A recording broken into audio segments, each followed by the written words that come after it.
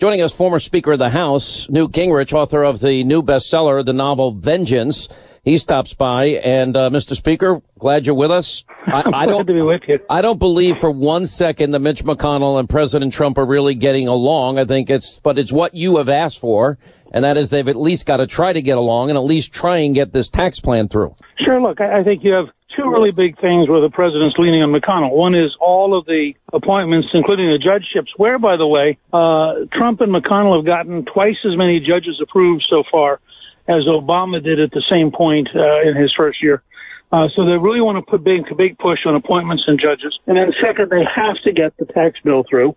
And that means they've got to get the budget through, I think, this week. And that's a huge assignment. And of course, it's compounded because if you have, for any reason, for example, at least 2 or 3 Republican senators who may be in bad health, and if you only got a 52-48 margin, that gets to be very, very exciting, frankly. Well, it gets interesting, but you know, I was told by Paul Ryan that October is the month for the House to get their job done. He's confident he's going to get it done. I'm pretty confident he can get it done.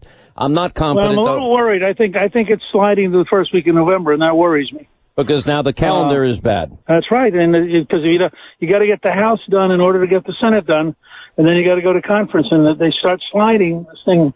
I didn't like the tone yesterday when they said, well, maybe it'll take till next year. Taking until next year is going to weaken economic growth in the first quarter, and that is not good for the Republicans running in the fall. So I'm going to continue to beat the drum. They need to get this done by Thanksgiving. At worst, they need to slop it over to the first week of December. But if they let it slide towards Christmas, it's going to be February or March before they get a bill. And that, I think, makes it much harder for the Republicans in the fall campaign. I agree with you. Have you spoken with any of these people? Oh yeah, I'm talking to them every day right now, saying you got to move. You can't quit thinking and start legislating. Well, you know, the House is on vacation this week. The Senate was on vacation again last week. I mean, I don't know. Well, I mean, with all due respect, they take more vacations than you, and you're supposed to be semi-retired. Come on, let's not be vindictive here. No, I'm not being vindictive. I take think periods. I don't think of them as vacations. They're think periods. I like your vacations. And by the way, there's hardly a vacation you've ever taken that I don't make you work. Well, by the way, as you know, Calista was confirmed by the Senate last night, and so it looks like we're going to have a long stretch in Rome here. That's going to be quite exciting, and I'm very proud of her becoming the ambassador to the Vatican. By the way, congratulations on that. And the vote just took place, yesterday, I believe. Yeah, it was yesterday at 5:30. It was very emotional for both of us, sitting there with our team at Gingrich Productions, watching the Senate vote on C-SPAN 2, and I have to tell you, it was a very emotional moment, and she won a very nice victory. I think it was 70-23, and the 7 who were missing, I think all 6 of the 7 voted for her, so very handsome victory for her. Now she's... Well, can we be honest? I mean, the votes against her were probably votes against you. If we're going to be totally honest about it. Yeah, they're just Democrats being Democrats. That's true. I want to ask you this. So we've got this big breaking developing story that we've been on all day today, and that is the FBI uncovered this Russian bribery plot before Obama approved the 20% of American uranium nuclear deal with Moscow. And what we're discovering is Obama, the FBI, knew of this Russian plot to pad the Clinton charity, which is the Clinton Foundation, and expand their nuclear footprint. And they had their fingerprints all over this from day one. And in other words, that the money... Go ahead. I was going to say, how can they not have indicted some people? Well, now I think it's now being blown wide open today by John Solomon and Sarah Carter. I mean, the work those two, and I know you have them on the TV show a lot, and I have to tell you, they have done more investigative work than all the major news outlets in the country combined. It's amazing the stuff they're able to find that somehow the Washington Post, the New York Times, and all those guys can't quite find. Let me read from the report. Federal agents used a confidential U.S. witness working inside the Russian nuclear industry to gather extensive financial records, make secret recordings, intercept emails as early as 2009 showing Moscow had compromised an American uranium trucking firm, and bribes and kickbacks in violation of the Foreign Corrupt Practices Act, FBI court documents show. They also have eyewitness accounts backed by documents indicating Russian nuclear officials had routed millions and millions of dollars to the U.S. designated to benefit former President Bill Clinton's charitable foundation during the time his wife, Secretary of State Clinton, served on the government body that provided the favorable decision to Moscow that would allow 20% of America's uranium to go to Vladimir Putin. I don't think, this of course, is something which Clinton Cash covered in great detail. But this takes it to another level. Peter Schweitzer is really being validated in everything he said about that. But again, I want to know, when is the Congress now going to pick this up and dig into it? Because this is extraordinary. Let me continue reading. Rather than bring immediate charges, the Department of Justice, this is Eric Holder's Justice Department, continued investigating for 4 years, essentially leaving the American public and Congress in the dark about this Russian nuclear corruption on U.S. soil. During the period, the Obama administration made two major decisions benefiting Putin's commercial nuclear ambitions. The first decision in October of 2010, the State Department government agencies on the Committee of Foreign Investment in the U.S. unanimously approved the partial sale of this Canadian mining company, Uranium One, to the Russian nuclear giant Rosattom, and giving Moscow control of more than 20% of America's uranium supply. When this sale was used by Trump on the campaign trail, Hillary Clinton's spokesman said she was not involved in the committee review and noted that the State Department, who handled it, never intervened on any of the matters. And then in 2011, the administration gave approval to Rosatom's Tenex subsidiary to sell commercial uranium to U.S. nuclear power plants in a partnership with the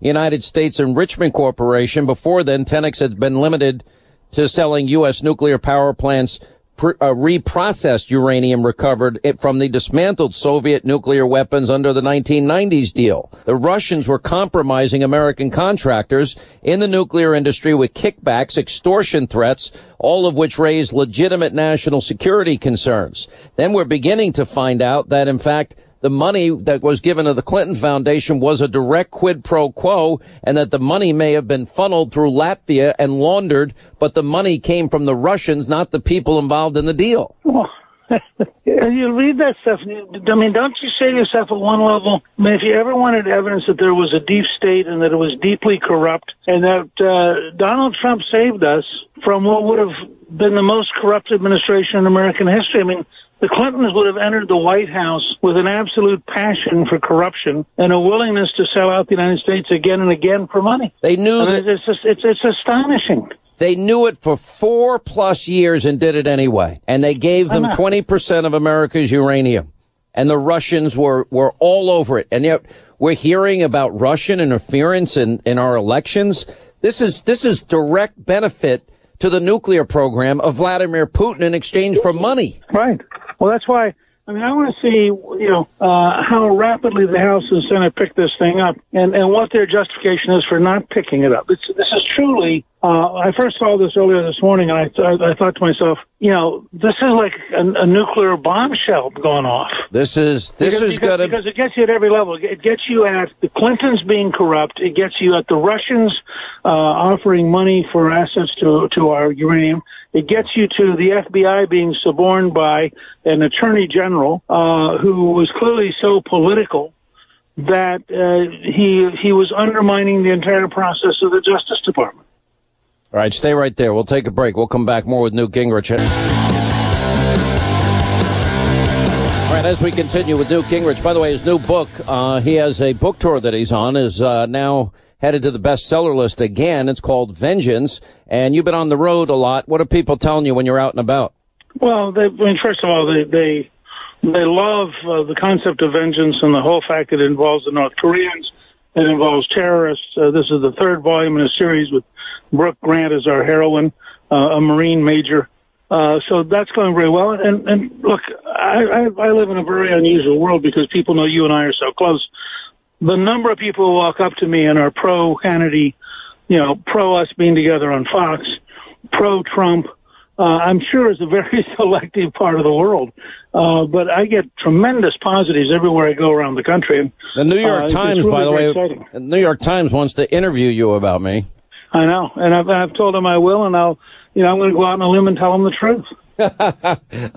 then they're not going to. It's probably not going to be reported. It's probably. I'm very confident. I've had friends recently. So positive, there's no hope. I've had friends from back 30 years interviewed, and they're like, "Do you want me to talk to these people?" And I'm like, "I don't care. Whatever you want. Say whatever you want."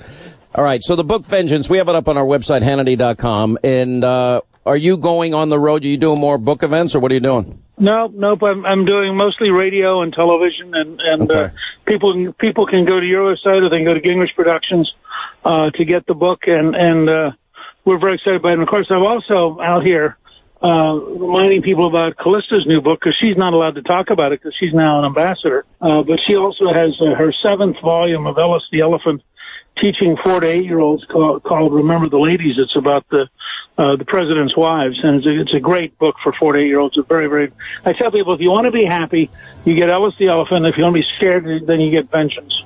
All right, thanks, Mr. Speaker. We'll see you tonight on Hannity as we are going to blow wide open this entire corrupt bribery scheme that gave away American uranium to Vladimir Putin, and we knew it was happening. This is the real Russia story. Tonight at 9, Hannity on Fox.